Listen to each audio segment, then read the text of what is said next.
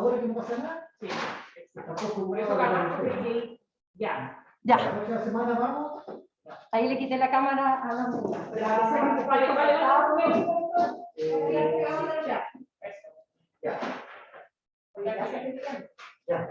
Ahora entiendo, que ahora realmente entiendo esa reunión tan rota. Pero estoy feliz de que hayan llegado a las mismas conclusiones por separado. Eso es muy bueno. Ahora, nosotros tenemos un trabajo de estudiantes.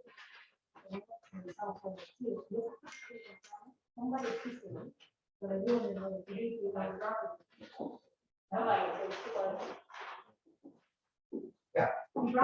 pronto. Una cosita. Ese es el informe de la.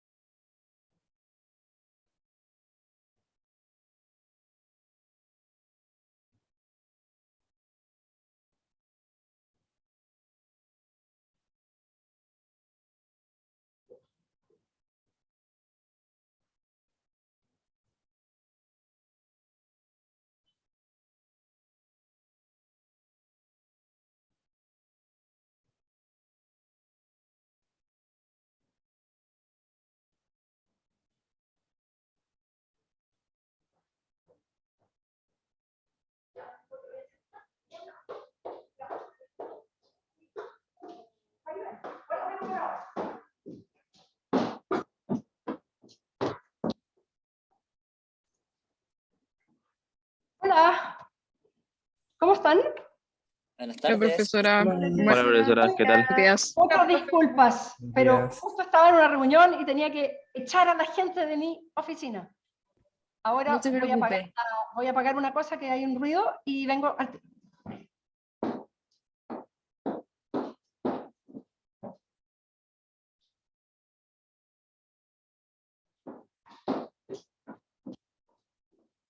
Ya, ahora sí que sí.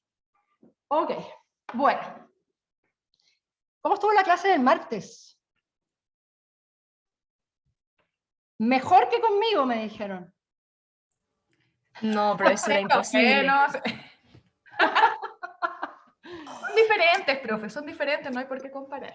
Es verdad, no hay por qué comparar. La Paula igual es súper buena, la Paula está haciendo su doctorado en Holanda, así es que, y es profesora del departamento. Así que cuando vuelva va a ser una gran contribución para el Departamento de Derecho Internacional. Bien, voy a hacer una pequeña como recapitulación de costumbre y vamos a dar por terminado costumbre y les voy a dar un espacio para que me hagan preguntas, que de hecho ya tengo a Gabriel que está levantando la mano. ¿Y se la hago después o ahora? Al tiro. Sí, era respecto de la clase pasada, porque la Ya. profe mencionó un concepto que no alcancé a anotar bien el nombre, Ya. pero no tampoco de qué se trataba. Se supone que se trata de que al adoptarse una costumbre, no se puede de cierto modo volver atrás con ella, o sea, como que ya está instalada. Una vez que se... un minutito.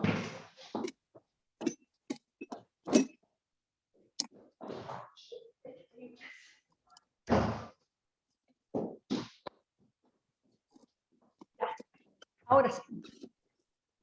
Una vez que se crea una costumbre, ya no te puedes arrepentir. Entonces, como voy a hacer la recapitulación, yo creo que ahora se va a entender un poco, que capaz que responda a tu pregunta automáticamente.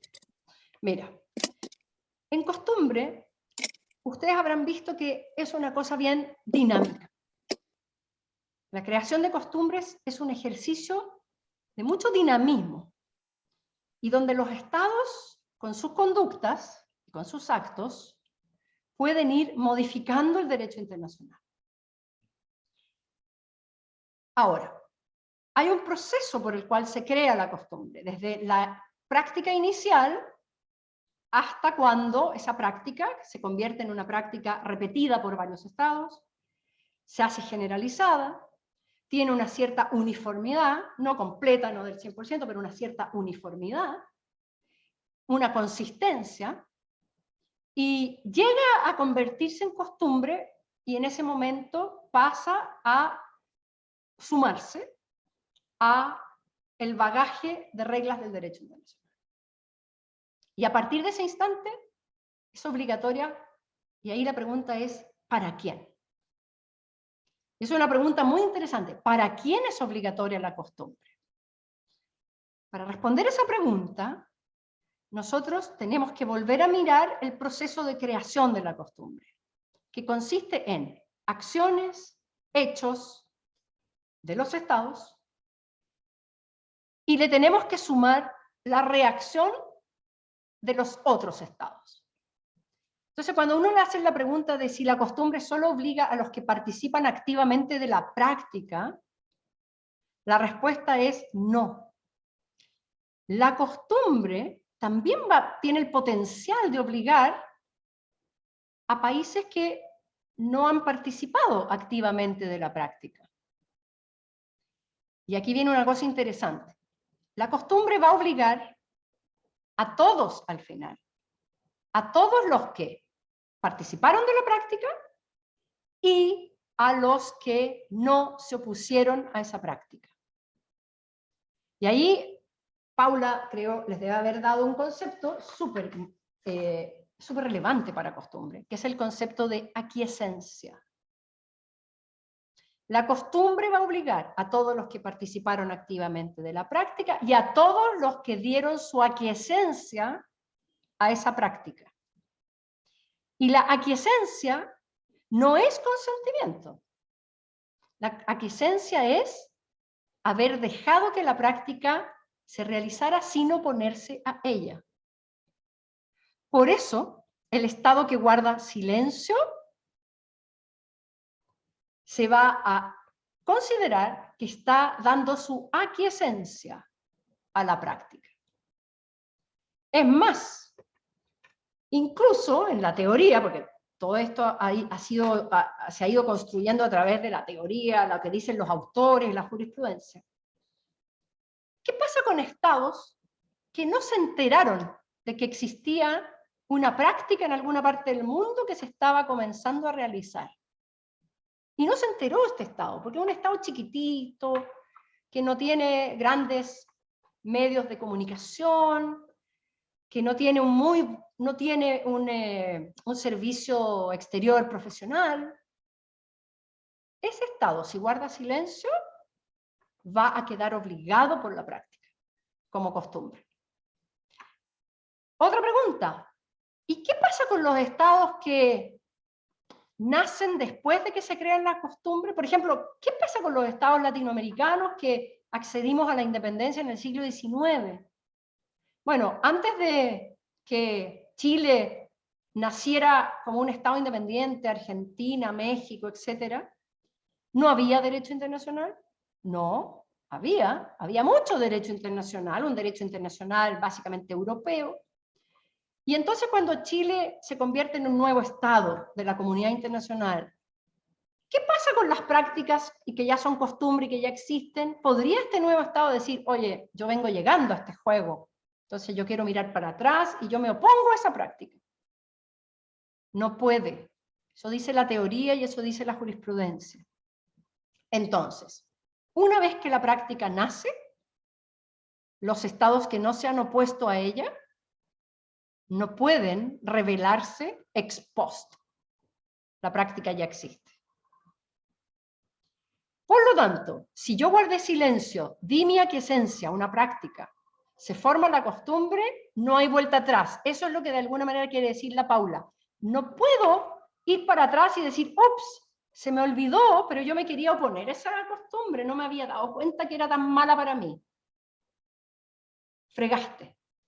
Lo que un Estado tiene que hacer, un Estado diligente profesional, lo que un Estado diligente y profesional tiene que hacer es estar muy atento a las prácticas que se están creando en distintas partes del mundo, evaluar si esa práctica me gusta, no me gusta, me conviene, no me conviene. Si no me conviene, me opongo. Y en vez de dar mi aquiescencia, protesto. Y ahí viene un acto unilateral muy importante en las relaciones internacionales, la protesta. Pero esa protesta la tengo que exteriorizar. No basta que en mi mente de servicio exterior diga, ¡uy, qué mala la práctica!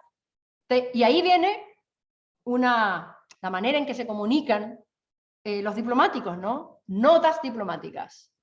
Y le mando una nota a un Estado y protesto. Por ejemplo, cuando Chile y Perú, en el año 1947, se declararon dueños, soberanos, del mar, suelo y subsuelo frente a sus costas. Es la primera práctica en el mundo en que unos estados dijeron, yo tengo derechos exclusivos en el agua, en el mar. Estados Unidos lo había hecho en el 45, pero solo para suelo y subsuelo. Y Chile dijo, yo también voy a hacerlo para el agua. Y me voy a declarar dueño exclusivo de todos los peces que hay en esa agua, y la pesca va a ser exclusiva de Chile y Perú frente a sus costas. Es una primera instancia práctica. Eso con el tiempo fue uniendo más y más y más prácticas, y por ahí por el 80 y algo, los años 80, algunos incluso dicen que en los fines de los 70, pero asumamos 80s, en los 80 se convierte esto en una nueva costumbre que se llama, una nueva zona marítima que se llama zona económica exclusiva.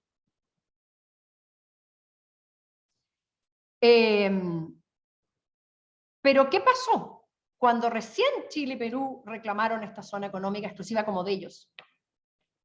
Chile y Perú se llenaron de notas de protesta. Nos llegó nota de protesta de Estados Unidos, nos llegó nota de protesta de Dinamarca, nos llegó nota de protesta de China. ¿Por qué? Porque no querían que se creara esta costumbre. Pero otros estados, básicamente estados en desarrollo, les gustó la idea chilena y la empezaron también a hacer. Y de hecho, ¿cuándo logramos tener más apoyo? En los años 60. Porque en los años 60 comienza la descolonización de África. Y por lo tanto en los años 60 nacen muchos nuevos estados. Estados subdesarrollados, pobres, muy pobres, que ven en la zona económica exclusiva una oportunidad económica. Y ellos nos empiezan a apoyar. Y entonces se suma y se suma la práctica, y llega un minuto en que el propio Estados Unidos se suma a la práctica. Y bien, y se convierte esto en costumbre. Así funciona. Entonces, es muy interesante este juego de acción, reacción, aquiescencia, el valor del silencio y el valor de la protesta. Entonces, ¿qué estados van a quedar fuera de la costumbre si es que esta se llega a crear? Solo los estados que objetaron la costumbre. Y ahí viene la figura del objetor persistente. El objetor persistente tiene que oponerse a la práctica, tiene que mandar una carta de protesta. Por eso yo creo que en el caso de la plataforma continental del Mar del Norte, yo no veo que Alemania haya sido un gran objetor persistente. De hecho, Alemania había firmado la Convención del 58. Su único acto así como de protesta fue no ratificarla. Pero no parecía muy objetor persistente. Ahí yo creo que la Corte fue un poco le ayudó a Alemania y lo consideró un objetor persistente, pero yo creo que no lo había sido, ¿ya? El objetor persistente exige un poquito más de acción opositora a la creación de una costumbre. Bien, ¿con eso contesté tu pregunta, Gabriel? Sí, profe, gracias. Ok. Era un concepto como stopper, que lo dijeron en el chat, pero básicamente lo que usted explicó.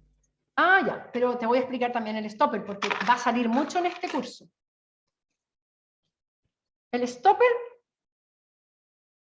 es una institución que tiene mucho pedigrí en el derecho internacional, precisamente por esto que les dije, porque el derecho internacional al final depende de la conducta de los estados. Como no tenemos un órgano legislador central, como la creación de las normas está, como ustedes ven, está distribuida en los sujetos del derecho internacional, básicamente los estados, en una forma horizontal, no hay una autoridad central, entonces todos tenemos el mismo poder para crear normas. Y no para legislarlas, porque yo no puedo legislar como Chile, no puedo legislar una norma para Estados Unidos. Mi única manera de crear derecho es actuando y esperando que con el tiempo lo que yo hago se convierta en derecho. Entonces, el stopper se basa en la conducta de los estados y básicamente va determinando el efecto que tiene mi conducta en cuanto a oponerme a la creación de reglas. Si yo dejo pasar una serie de situaciones y no protesto, se llama aquiescencia. Y eso se puede convertir en un stopper cuando yo tardíamente me quiera oponer. Entonces, supongamos que por 20 años yo miro que un estado está pescando en mis aguas y no le protesto. Pero el año 21 alguien dice, oye, el colmo, ¿por qué Chile le permite a este tercer estado pescar en sus aguas? Opongámonos, ya, le vamos a mandar una carta de protesta. El estado que recibe la carta de protesta va a decir, oye, pero esto va en contra de la conducta que ha sostenido Chile por 20 años. Le voy a contestar a Chile y le voy a decir, Chile, usted ha creado una expectativa legítima en mí de que yo tengo derecho a pescar en sus aguas por su inacción.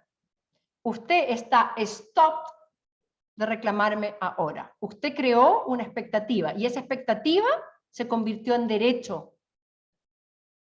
Ese es el stopper.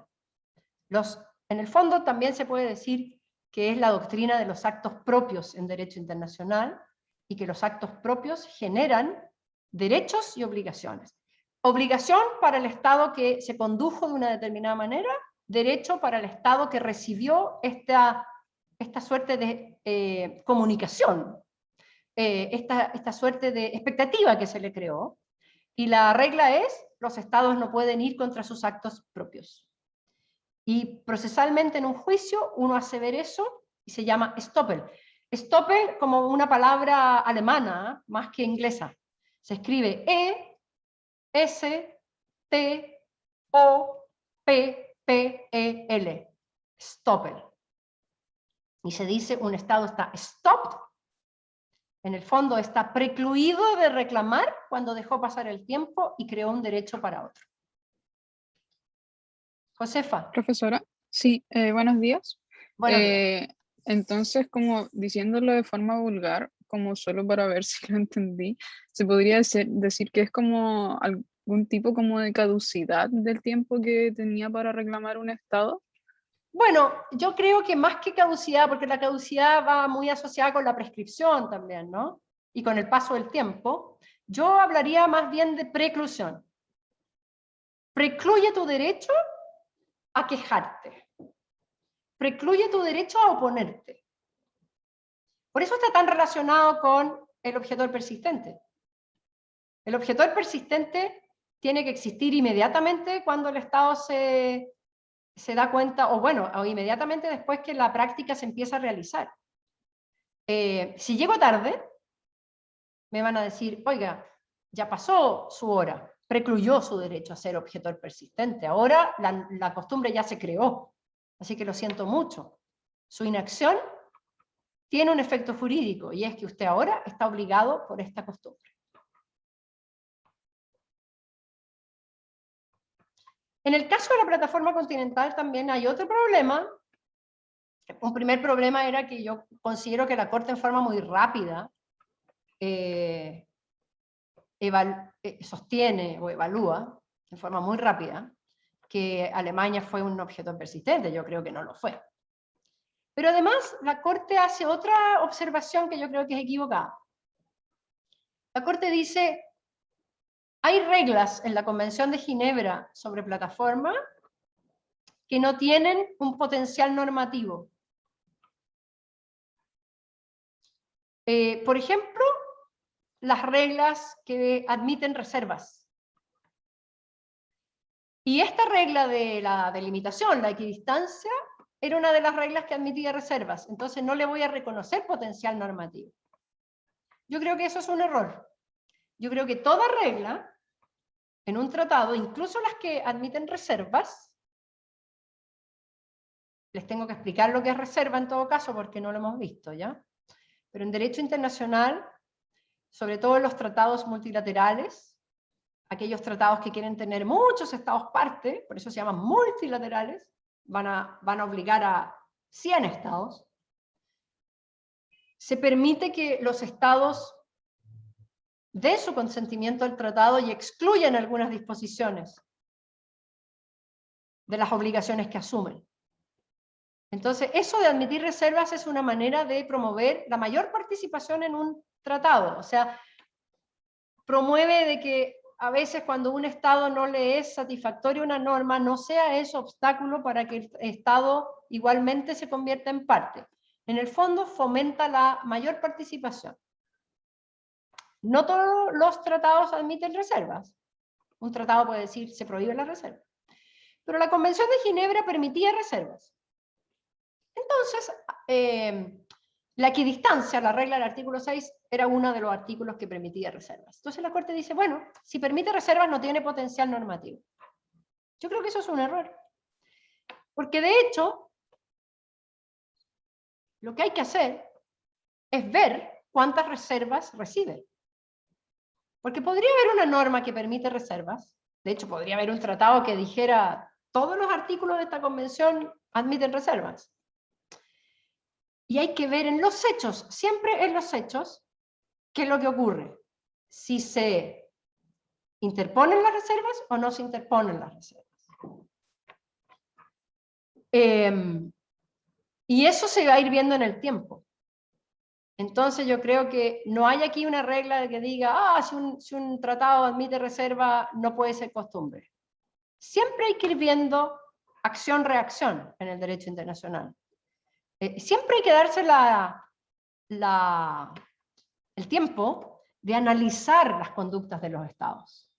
Así es que esa es otra debilidad que yo le veo al caso de la plataforma continental del norte, pero es un buen caso, es un gran caso de hecho, porque es un caso que muestra por primera vez la metodología para analizar cuándo un tratado puede convertirse en costumbre. Y lo otro que les quería decir de costumbre, antes de cerrar el tema, es que esto del potencial normativo es muy, muy relevante. Las prácticas se realizan con una cierta intención. Solo las prácticas que son hábitos, que son protocolares, uno podría decir, no hay ninguna intención porque se hacen casi como de un acto reflejo. Sí, llamarle a un embajador su excelencia, es un acto reflejo, es una manera de tratarlo, pero eso no es derecho, ¿verdad? Sin embargo, es de esperar que en todos los otros actos diplomáticos de un Estado siempre hay un acto bastante racional y pensado. No hay casualidades en el mundo diplomático. Y por lo tanto, cuando un Estado realiza una práctica, lo primero que tengo que ver es si tiene potencial normativo. ¿Y qué es el potencial normativo? Es que ese Estado quiere o no quiere que eso se convierta en derecho. Eso es lo básico. Y después cuando yo analice los otros estados que van a ir repitiendo esta práctica, también lo voy a ir viendo. ¿Estos estados la repiten esta práctica por qué? ¿Quieren que se convierta en derecho? Entonces, cuando nosotros criticamos el concepto de opinio iuris durante el proceso de creación de la costumbre y dijimos, no puede ser que yo le exija a los estados que quieren crear práctica, que les exija que crean que eso ya es derecho. Eso es un error. Cuando Chile y Perú, en el año 47, dijeron que eran dueños de la columna de agua, no eran unos ignorantes que pensaban que eso era derecho. Perú y Chile tenían súper claro que estaban cambiando el paradigma que existía hasta ese minuto, que decía que esas aguas, frente a sus costas, más allá del mar territorial de 3 millas, eran de toda la comunidad internacional. Chile y Perú tenían clarísimo que más allá de 3 millas, es más, Chile en su Código Civil decía que el mar territorial medía 1 legua marina. Entonces, en el año 1947, todavía teníamos el Código Civil que decía mar territorial de 1 legua marina, que es como 3 o 2 millas. Entonces, Chile tenía súper claro que se estaba apoderando unilateralmente de aguas que le pertenecían a la comunidad toda. Perú también. Perú dicta su decreto y sabía perfectamente Perú que la flota griega del millonario Onassis, que pescaba frente a sus costas y que capturaba ballenas frente a sus costas, estaba realizando una actividad lícita, en el sentido de que esas aguas eran aguas internacionales. Entonces el señor Onassis estaba haciendo un acto lícito. ¿Y qué hizo Perú? Declaró que esas aguas eran peruanas. ¿Y saben qué más hizo Perú? Mandó a sus buques de guerra y le disparó a los buques de Onassis para echarlo. ¿Y qué dijo Onassis? Es que esto es un acto hostil y es un ilícito internacional. ¿Cómo puede Perú echarme de aguas que son internacionales? ¿Ustedes creen que Perú pensaba que estaba cumpliendo con un imperativo jurídico, que esto era una obligación del derecho internacional? ¿Ustedes creen que el Ministerio de Relaciones Exteriores de Perú no sabía que estaba haciendo un primer acto de práctica? Obvio que sabía. Así como Truman sabía, la declaración Truman, sabían perfectamente que se estaban apoderando de una plataforma continental que antes también era una zona internacional de toda la comunidad internacional. Entonces yo no puedo exigir opinio iuris de la manera en que se define en derecho internacional como la convicción de estar cumpliendo con una obligación jurídica. No la puedo exigir en el momento de creación de la costumbre. Tengo que exigirla después, obvio, pero antes no. Y por eso que en el curso nosotros vamos a reconceptualizar opinio iuris, y eso es lo que habló la Paula, y vamos a decir, es el potencial normativo. El Estado tiene que creer que su conducta tiene un potencial de convertirse en derecho. Y los que lo acompañan y van participando en la práctica también. Queremos que esto sea derecho. Y finalmente se convierte en derecho. Y ahí vamos a analizar los actos y las reacciones. No sé si la Paula les dijo, pero por ejemplo, hay casos de prácticas súper generalizadas y súper uniformes. No sé si les puso el ejemplo de los tratados de extradición. Senjin, tú que estás ahí al lado mío en la pantallita, ¿habló la Paula Cortés de eso la clase el martes? ¿El tratado de extradición? Sí. No lo tengo en los apuntes, pero Pero no lo tienes en tu cabeza, así es que yo se los voy a explicar ahora para que los tengan todos en la cabeza. mejor. Los tratados de extradición son tratados que se suscriben por estados y que dicen lo siguiente, dicen, ¿sabe qué? Mire, coopéreme, ayúdeme, nos vamos a ayudar a perseguir delincuentes que han cometido delitos en un país y que se escapan y se van a buscar refugio a otro país. Entonces, el tratado de extradición es un tratado de cooperación judicial, que consiste en que los estados se obligan a ayudarse. De tal manera que cuando una persona, un delincuente, una persona que es perseguida por un delito, se escapa, Ah, sí lo mencionó. claro, el otro estado, si es que esa persona está viviendo en su país. Imagínense que en Chile se comete un homicidio, y el homicidio se escapa a Argentina.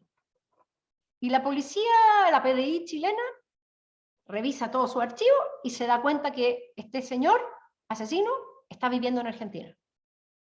No podemos ir a secuestrarlo como Israel secuestró a Eichmann, porque eso sería una violación de la soberanía territorial argentina.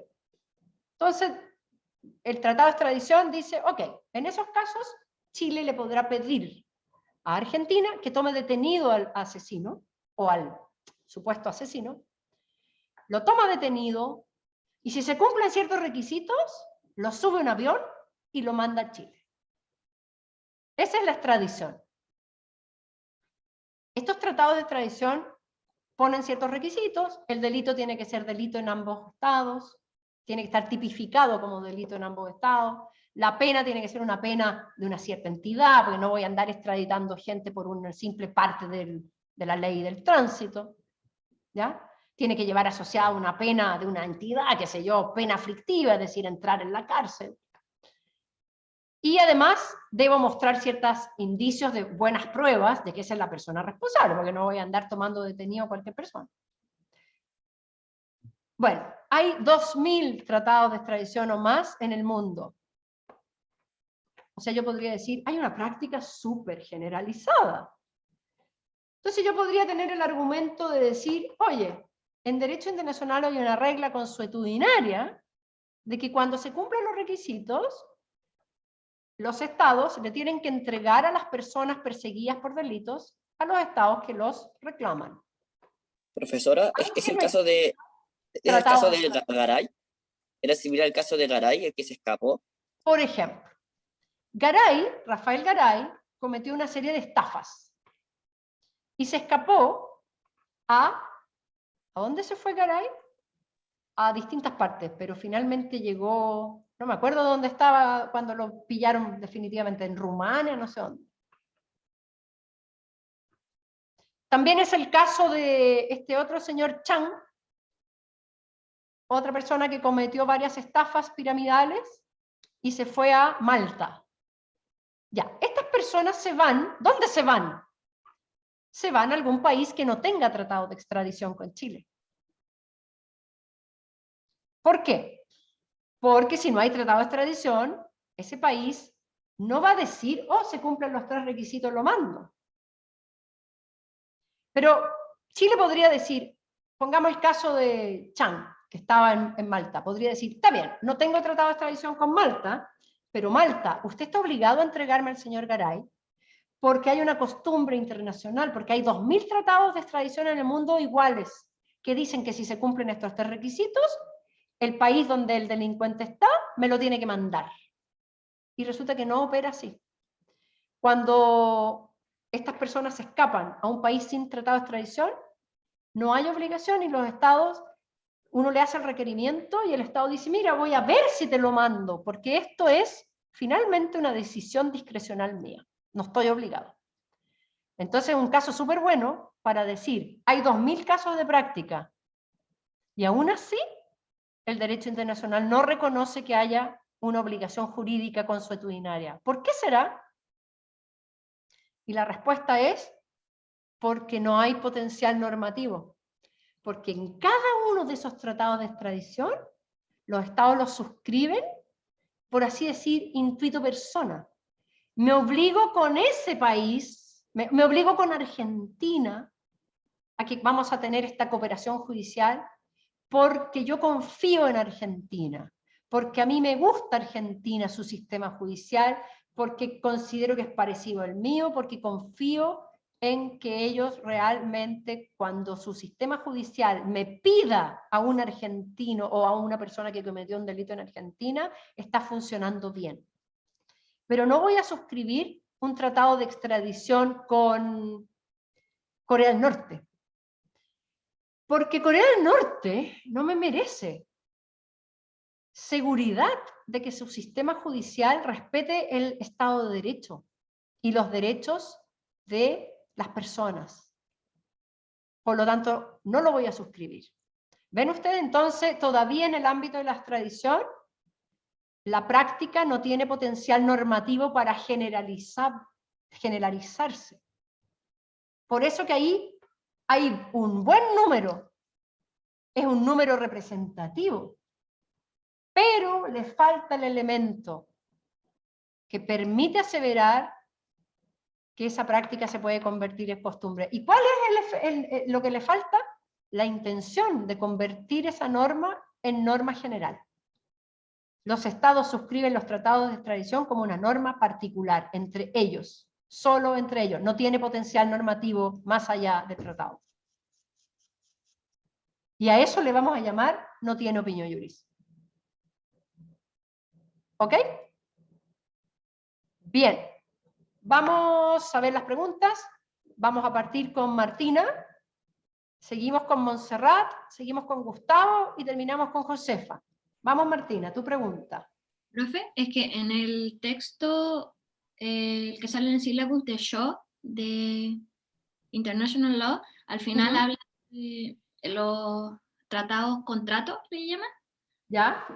Y dice eso mismo, que no, que por sí mismos no pueden crear ley ni costumbre, pero que si es que pueden ser evidencia de costumbre, como que si hay muchos tratados que son particulares pero que son iguales, se puede ver esa regla como algo general.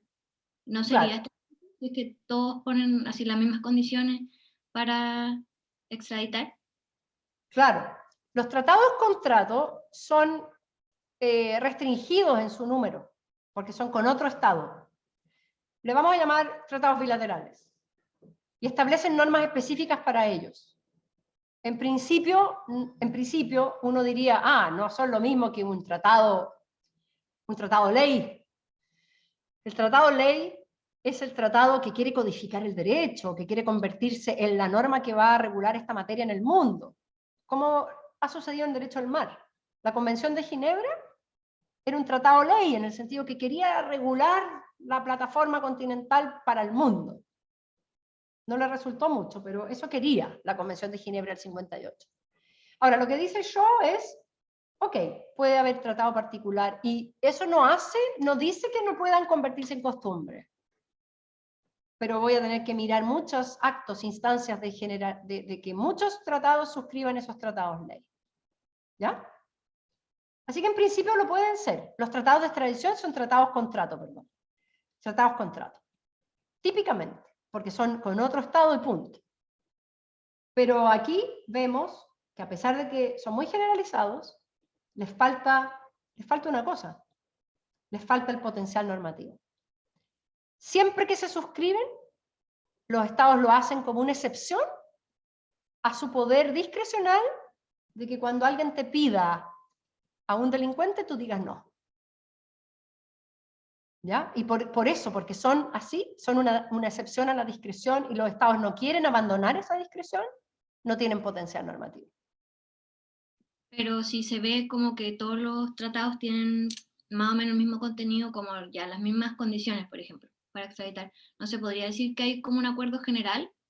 No, porque las condiciones las puse, no porque sean condiciones que yo diga en todos los casos me satisfacen, ¿Ya? Las condiciones son que sea delito en ambos estados, que tenga una pena grande, de 1 año o más de cárcel, y que existan que el Estado me muestre buenas pruebas. O sea, y para eso yo no voy a analizar las pruebas porque no soy experto en el derecho de ese Estado. Yo voy a pedir simplemente que se haya dictado alguna resolución judicial, así como en Chile, que esté formalizado. ¿Ya? O que esté, antes se hablaba de que se haya sometido a proceso la persona. De que alguna instancia judicial haya revisado esas pruebas y diga sí, hay sospechas. Buenas sospechas de que esta es la persona culpable. ¿Ya? Esos son los requisitos. El problema es que a mí me convencen estos requisitos con estados que yo sé que su sistema judicial es bueno. Resulta que Chile, ¿por qué hay países que no suscriben tratado de extradición con nosotros? Porque a pesar de que nosotros nos creemos los jaguares de Latinoamérica, les voy a decir que hay muchos países en el mundo que no confían en nuestro sistema judicial, que nos encuentran unos picantes, de que nosotros no somos realmente un país que respete los derechos humanos de las personas en los procedimientos penales. Por eso hay países que no suscriben tratados con nosotros. Ahora, desde el punto de vista nuestro, hay muchos países que podrían cumplir estos requisitos y no vamos a suscribir un tratado con ellos. ¿Ustedes creen que algún país que se diga respetuoso del Estado de Derecho podría suscribir un tratado de extradición con Corea del Norte? Donde Corea del Norte probablemente usa el derecho penal para perseguir a los disidentes políticos y que les va a inventar que cometieron un homicidio, y que la Corte de Corea del Norte va a decir que efectivamente han cumplido con todas estas normas. No. Entonces, ahí esto ejemplifica muy bien la falta de potencial normativo. Gracias. Ok. Bien. Montserrat. Sí, es que creo que ya respondí mi pregunta, porque era como, por ejemplo, si aceptaban extraditar a un criminal, un país que no tiene un tratado de extradición, eso sería como un presupuesto para que después tuvieran que extraditar a otro, pero la respuesta es no. Como que ellos decían caso a caso. Claro, es un acto de discreción. Y lo van a firmar, van a decir, te estoy mandando a esta persona, no hay tratado, ¿ah? Te lo voy a mandar. Pero ojo, es un acto, en este caso. Ya, No perfecto. creas que esto va a convertir esto en una práctica, que va a ser costumbre. Ya, gracias. Porque de hecho, ni siquiera si yo firmo un tratado, podría alguien decir que yo estoy creando costumbre. Gustavo. Profesora, respecto de la extradición me surgió una duda respecto a las excepciones que puede tener esta práctica en lo que es el asilo político, si está normalizado dentro de la práctica jurídica y que puede darse como una práctica. Pueden haber normas que prohíban que se dé asilo político a criminales de lesa humanidad, o pueden estados simplemente no invocarlo para no arrestar a criminales de lesa humanidad, como fue el caso que vimos de Eichmann, el mismo Pinochet en Chile, y entre otros. Entonces, lo que yo pregunto es si esta práctica puede afectar de cierta manera la relación internacional con el Estado que lo pide y el Estado que pide que se aprehenda al criminal unilateral al que se le da asilo político. Y si tiene pues, el potencial normativo para que hayan reglas que prohíban, creo que esto ya lo dije, darle asilo político a ciertos crímenes, o si es algo que cualquier Estado puede dar para cualquier persona. Bueno, esta es la otra cara de la moneda. ¿Puede un Estado otorgar asilo político? Es decir, ¿puede un Estado decir, yo voy a darle estatus de refugiado a esta persona? De hecho, nosotros tenemos un caso entre Chile, un caso chileno, ¿no? Hay un señor que se llama, de apellido Pablaza, que está en Argentina, a quien Chile ha condenado por determinados delitos y por lo tanto pide su extradición. También hubo otro caso en Francia, ¿Se acuerdan? Con una de las personas que participó en el atentado contra Pinochet. Y Francia le dio refugio. La pregunta es, ¿hay reglas sobre refugio? ¿Hay derecho consuetudinario? ¿O sigue siendo un acto discrecional del Estado? No te puedo dar una respuesta ahora, porque no es algo que me haya dedicado a estudiar con detalle. Pero se juntan varias cosas ahí. Una, no te doy la extradición porque no tenemos tratado. Y esto es un acto discrecional. Perfecto. Pero supongamos que tenemos tratado. Con Argentina tenemos tratado de extradición. Entonces allí la pregunta es, ¿hay una obligación jurídica? ¿Sirve el refugio como excepción a la obligación que es contractual porque está en un tratado? Y ahí entonces alguien diría, hay que mirar las reglas del refugio. ¿Se ha otorgado bien o se ha otorgado mal? Y ahí la pregunta que nos haríamos es, bueno, no necesariamente costumbre, porque también hay un tratado, hay una convención de refugio, ¿ya?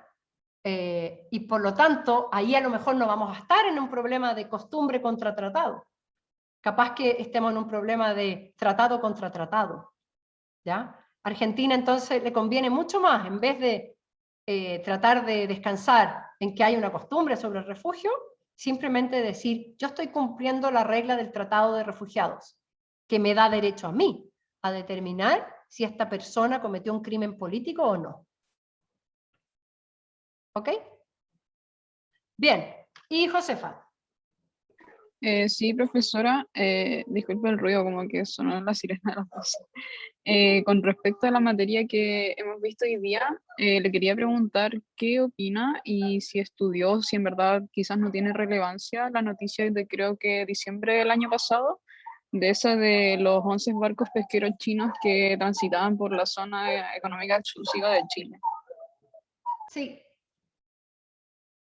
Allí el punto es el siguiente. La zona económica exclusiva es una norma hoy día de derecho consuetudinario y está en la Convención del Mar. Así es que obliga a Chile y a China como tratado, ¿ya? Y también como derecho consuetudinario. ¿Qué dice la regla? Que Chile tiene derechos soberanos exclusivos para la pesca, para todo el uso económico, la exploración y explotación de todos los recursos naturales de la zona económica exclusiva. En particular aquí lo que preocupaba era la pesca. Efectivamente, ningún barco de tercera bandera, que no sea Chile, o que no sea un barco de tercera bandera autorizado por Chile, puede pescar en aguas chilenas. Y eso para los efectos son aguas chilenas, pero para la pesca. ¿Ok? Sin embargo, la zona económica exclusiva solamente te confiere derechos soberanos para la exploración y explotación de los recursos naturales. Y tiene que convivir con otras características de ese espacio que tienen características de libertades para los terceros estados. Entonces, solamente te da derecho exclusivo sobre la pesca, por ejemplo, o sobre la explotación de la energía eólica, o de la energía de las corrientes del agua, o sobre incluso el agua, si tú quieres desalar agua. Nadie puede llegar con un buque y empezar a chupar agua para desalar. Pero la pregunta es, ¿y qué derechos hay de los terceros estados sobre esas aguas? Porque esas aguas no son soberanía chilena completa. Solamente tenemos derechos soberanos sobre la exploración y explotación de los recursos naturales. Por lo tanto, tienen que convivir con los derechos de los terceros estados. ¿Qué derecho? Derecho de navegación. Libre navegación. Por lo tanto, por la zona económica exclusiva, los buques chinos pueden libremente navegar. Los submarinos chinos pueden libremente navegar. Los barcos estadounidenses pueden libremente navegar. Entonces, que pasen la flota china por la zona económica exclusiva ellos están haciendo uso de un derecho que les confiere el derecho internacional. ¿Qué no pueden hacer? No pueden pescar. Por eso entonces la Armada de Chile monitoreó todo el trayecto de los buques chinos para ver que no pescaran. Pero de que podían pasar, podían pasar. ¿Ok? Bien. Listo. Con esto voy a terminar costumbre. Es lo más entretenido que hay. Podríamos hacer un semestre de costumbre, porque podríamos revisar distintos tipos, normas consuetudinarias, cómo se han creado, si realmente lo son o no lo son, si la práctica es uniforme o no es uniforme, pero no tenemos tiempo para eso. Así es que vamos a quedar aquí con costumbre. Y vamos a dar inicio ahora a los tratados como fuente de derecho internacional. Para estos efectos, ustedes para la próxima clase tienen que traer el Tratado de los Tratados. El Tratado de los Tratados se llama Convención de Viena sobre el Derecho de los Tratados. Es uno de estos tratados ley, por así decirlo. En el año 1968 se citó a una conferencia internacional en Viena para analizar el trabajo que había hecho la Comisión de Derecho Internacional de las Naciones Unidas. Las Naciones Unidas es una organización internacional, tiene órganos. Su estatuto está en la Carta de las Naciones Unidas.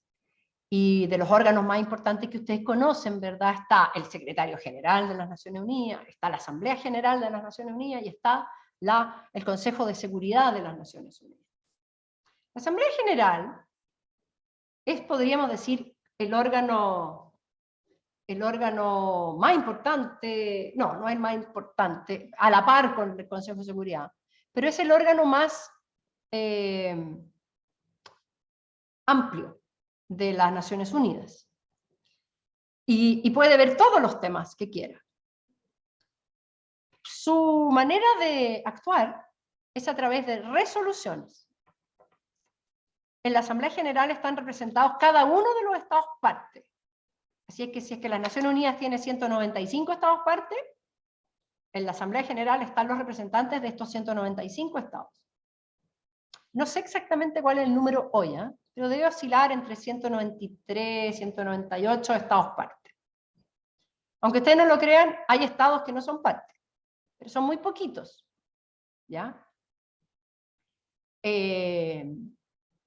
Así es que casi toda la comunidad internacional de estados está sentada en la Asamblea General. Y en la Asamblea General, cada estado es un voto. China vale lo mismo que Nauru. Y digamos que son bien diferentes en población, en poder, en todo. Pero valen lo mismo. Chile, el voto de Chile vale lo mismo que el voto de Rusia. ¿Ok? Y en la Asamblea General, entonces, los pobres y los débiles son la mayoría. Así que ustedes entenderán que si hubiera una regla de mayoría, en las votaciones, que hay una regla de mayoría, esa mayoría podría aprobar todos los actos de la Asamblea General si quieren. Por ese motivo, en la Carta de las Naciones Unidas, las resoluciones de la Asamblea General no son vinculantes. Porque obviamente que las grandes potencias no van a aceptar quedar sujetas al poder legislativo de la mayoría de estados en desarrollo. Bien, hay otro órgano que se llama Consejo de Seguridad. Ese es más aristocrático, solo tiene 15 miembros. Y además de esos 15 miembros, 5 miembros se llaman miembros permanentes del Consejo de Seguridad. Los otros 10 van rotando.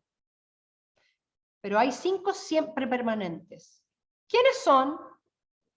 ¿Quiénes son, Lucas? ¿Quiénes son los 5 miembros permanentes del Consejo de Seguridad? Yo lo que tengo entendido que son Estados Unidos, Rusia, me parece que China también está, no estoy seguro de eso. ¿Ya? Y ¿Y quién antes me lo más? sabía, pero la verdad ya no me acuerdo de los otros dos. Reino Unido. Reino Unido y Francia. Y Francia. ¿Y por qué Josefa son esos 5? No tengo claridad. Ganaron la guerra mundial. Muy bien. Oye, ustedes dieron la prueba de sociales, ¿eh? ¿Cómo no van a saber por qué esos 5 son los 5 miembros permanentes? Mucho no la dimos, profe. No la dimos. Ah, porque a ustedes se les suspendió la prueba de historia. Somos esa generación. Ah, qué mal. Pero me imagino que ya habían estudiado para la prueba de historia, porque esa se suspendió a último minuto, ¿no?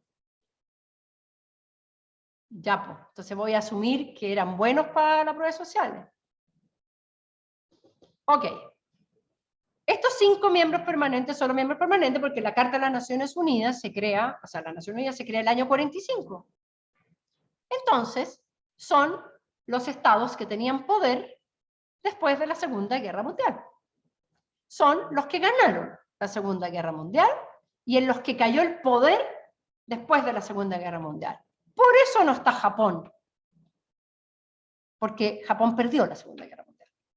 Por eso no está Alemania.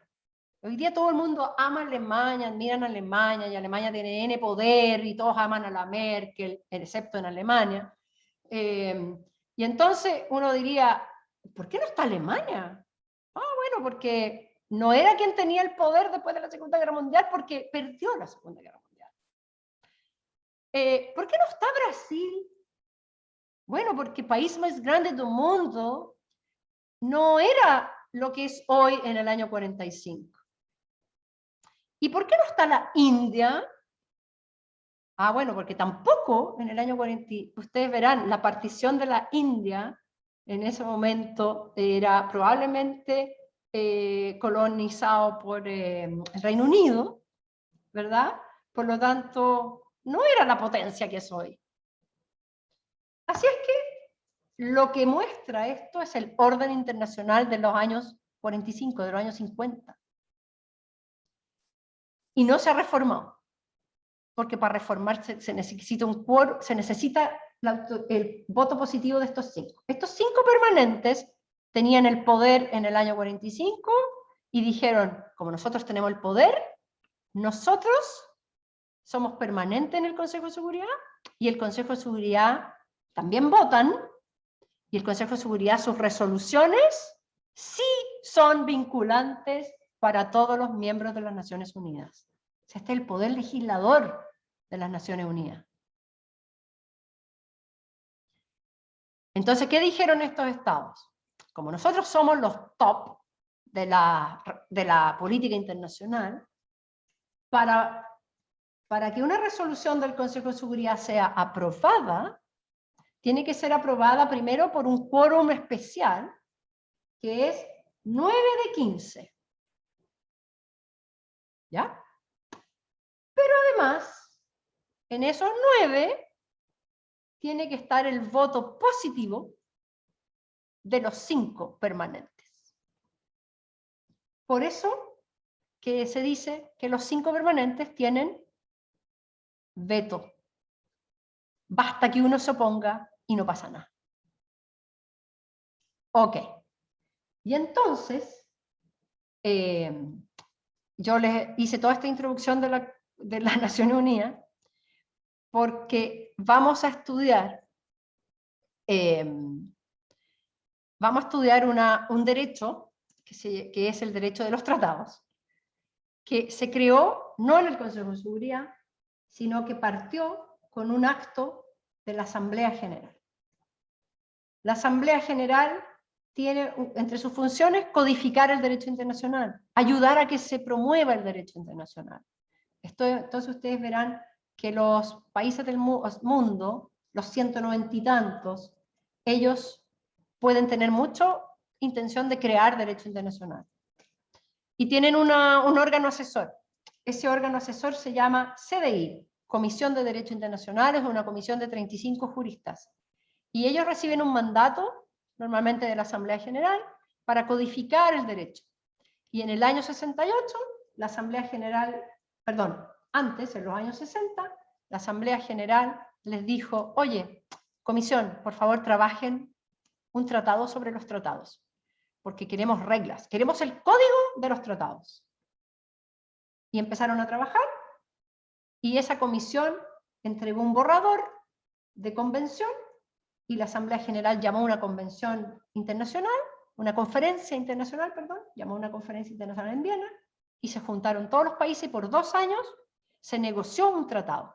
Y ese tratado es la Convención de Viena. Y ese es el tratado que vamos a estudiar. Así es que yo les voy a subir el tratado a la página web. Ustedes lo pueden bajar si quieren de cualquier parte, ¿verdad? Y lo vamos a estudiar. Pero no lo quiero estudiar como un refrito de derecho civil, sino que quiero que entendamos bien cómo funcionan los tratados en el ámbito internacional. ¿Ok? Y eso lo vamos a partir el viernes. Vamos, yo quiero ir rápido aquí, así que por favor traigan su convención para las clases y vamos a ir rapidito, y hay cosas que las van a estudiar por su cuenta, ¿ya? Bien, terminamos la clase de hoy, disculpen el pequeño atraso, por eso me pasé unos minutillos. Hasta el lunes. Chao, profe. Muchas gracias, profe. Chao, profe, gracias, buen fin de semana. Gracias. Tengan un muy buen fin de semana. Ayúdenle en la casa. Que esté bien, chao, profe. Cocinen, pasen la aspiradora en su pieza. Chao. Profe, que esté bien.